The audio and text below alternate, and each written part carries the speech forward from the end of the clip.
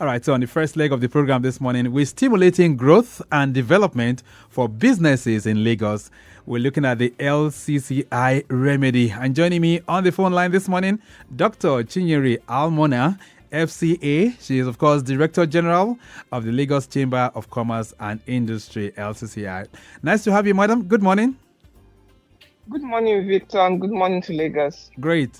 Before we touch down on the state of things with businesses in Lagos, let's just have a brief overview of what your mandate is as the Chamber of Commerce and Industry in Lagos. Thank you, Victor. So the Lagos Chamber of Commerce and Industry is the foremost chamber in this region. Is the foremost private sector advocacy group. It was established in 1888.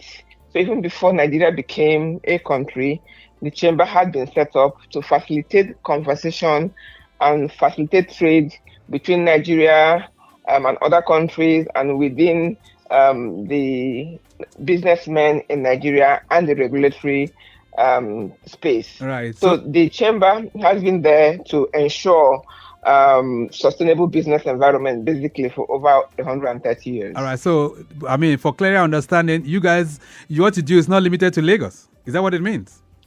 No, it's not limited to Lagos. It's not even limited to Nigeria. All right. So how have you been faring in over a century of years in terms of existence? How have we been faring? Yes. By having structures in place that will enable our mission. So our mission is quite clear. We want to ensure that businesses thrive, survive and thrive. And so the business environment must be such that it will support businesses. We've also ensured that we maintain an open line of communication at different levels of government, federal government, state government, local government.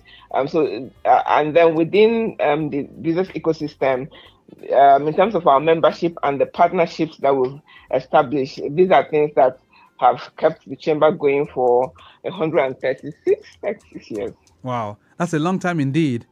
But in terms of what you do, is it just advisory? Is it in advisory capacity? Or are there ways you bring in instruments to really support these businesses? So I don't know what you mean by instruments, but let me say that what we do here at the chamber, our strategy really rests on like 5 key pillars. So one is policy advocacy, which I've talked a bit about, but we also have like SME support. So how do we support SME space? Access to finance, access to market, infrastructure enablement, digital transformation, trade promotion. These are all things that come under the purview of the chamber. And the popular International Trade Fair in Lagos, is it organized by you or by the state government? It's organized by the Lagos Chamber of Commerce and Industry, and we've been doing it for the past 40 years. All right. Okay, so let's look at the economic climate as it is right now. Mm-hmm. These are very, very harrowing times, so to say, for businessmen in Nigeria. And from the perspective of LCCI, how are we faring? I mean, is this, for you, what do you think? Are we really doing well in business, in trade and commerce, as it is right now in Nigeria? Well, I believe that, like you rightly said, these are harrowing times. Even from what's going on at the global level and how it affects Nigeria and Nigerian businesses, it's really a difficult time. And there are several challenges that we face as a nation and even for businesses within the state. And I see that with my members and how we try to help them. So one, you have multiple taxation and several regulatory bottlenecks. And these bottlenecks stifle growth because if the regulatory environment is not such that promotes businesses or give them space to do what they are supposed to do, then you almost like shortchange yourself because you're not helping businesses grow. But there's also the inadequate infrastructure, from roads to power to post logistics. These are not enough or sufficient to help businesses to actually succeed. And then there's also limited access to finance. We've seen the monetary policies and how it has affected the interest rate. So even small businesses, even some big businesses struggle to get to obtain finance because the cost of finance is very high. and they can imagine how that affects early stage businesses. And then, there's also the issue of skills gap in key sectors. I think it's kind of well known that we're churning out our educational system. We churn out, that the lawyers, the accountants, the engineers. I'm an accountant, so nothing, not nothing wrong with accountants. Right. But we're not producing the vocational skills that we need. If we want to industrialize, we need more and focus on vocational skills that will help those factories stay afloat. So these are some of the challenges or the gaps that we see within the business sector. All right. We'll touch more on some of the challenges that are facing, businesses. But in terms of the policies that have been taken by the government, I mean, inflation has been on the astronomical rise. Before now, we're talking of the realms of 33 to 34% until a rebasing has just been done for consumer price index to 24, that kind of thing. Do you think all this, is it helping at all? I mean, when you talk about the rebasing index that have been brought in, is that going to change anything? So, we actually issued a statement regarding this lower inflation rate. And we did say that it's fine to have a rebased position and the exchange rate is similarly lower.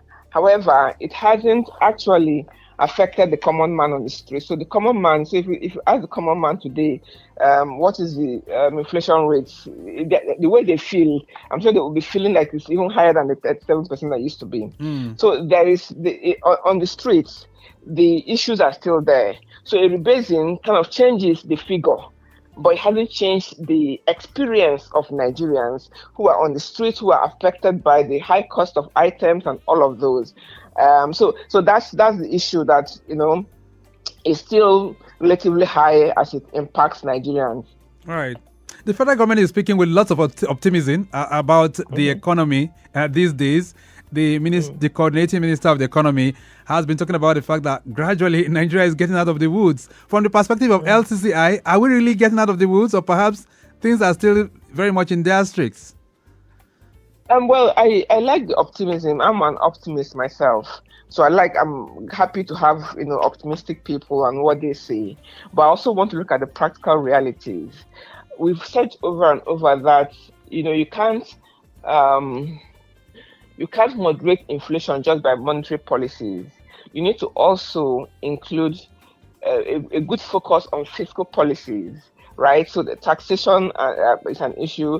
We have to think about this infrastructure that we need to put in place to encourage production.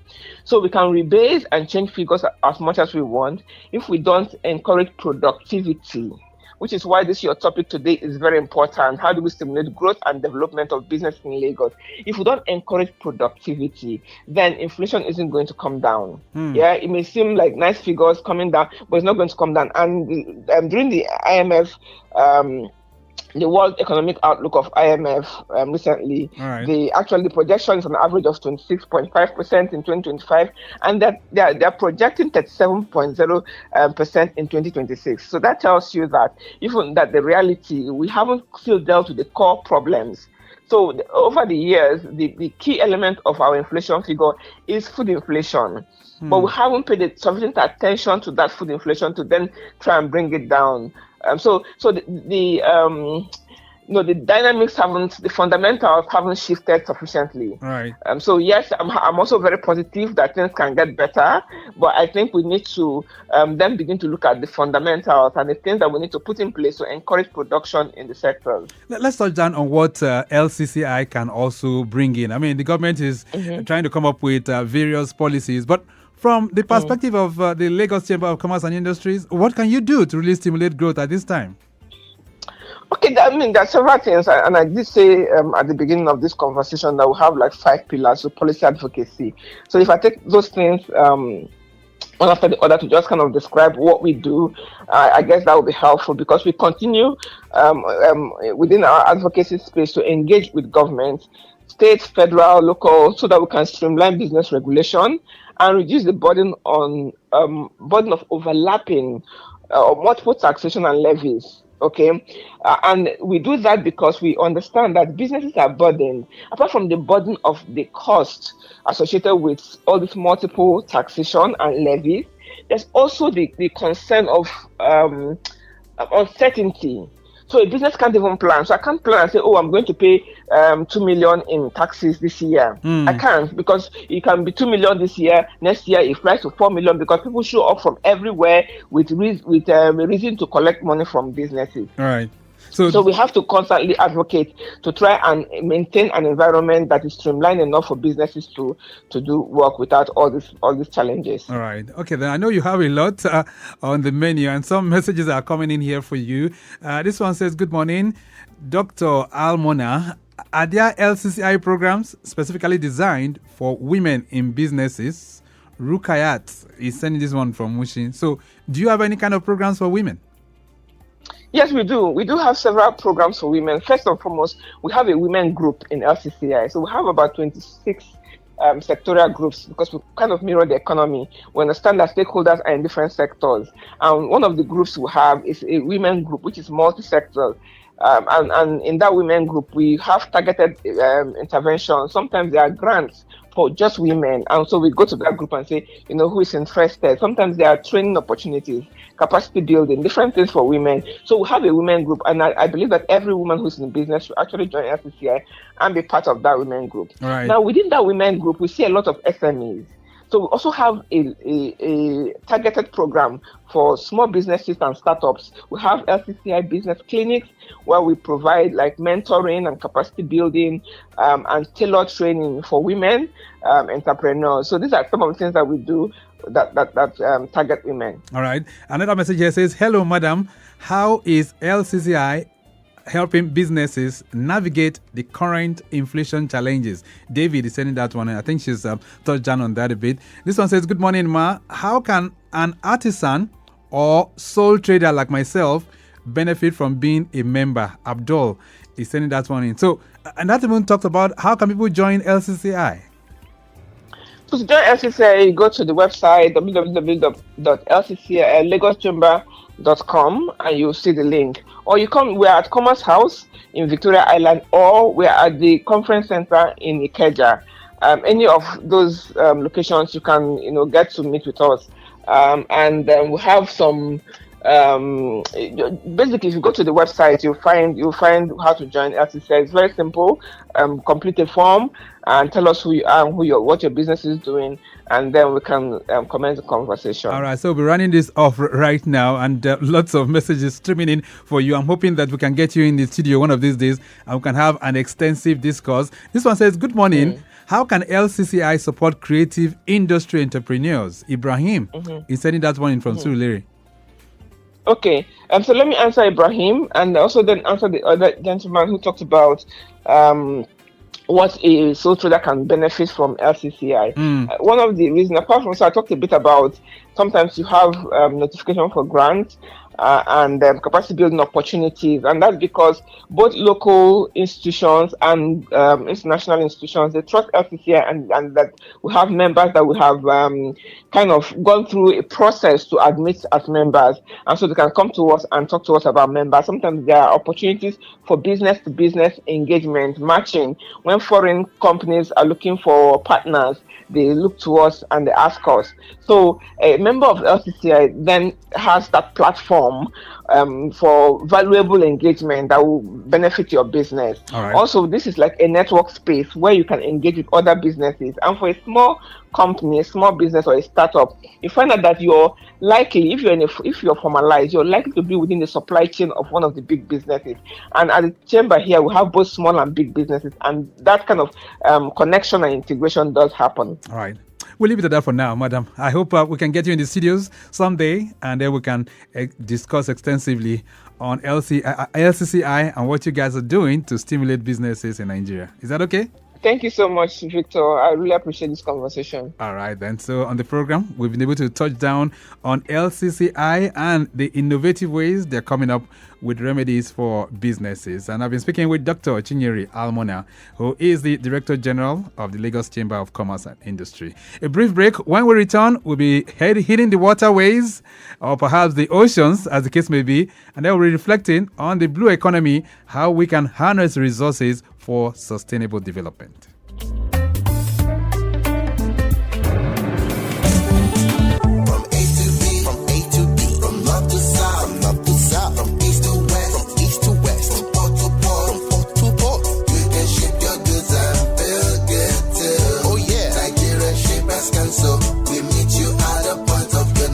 The Nigerian Shippers Council is now better poised with responsive systems in place to help you and other shippers get seamless, stress-free transition for your clients' goods from point A to B. Today at the Nigerian Shippers Council, timeliness, orderliness, transparency and efficiency is all we care about. Put your complaint through to our helpline 0818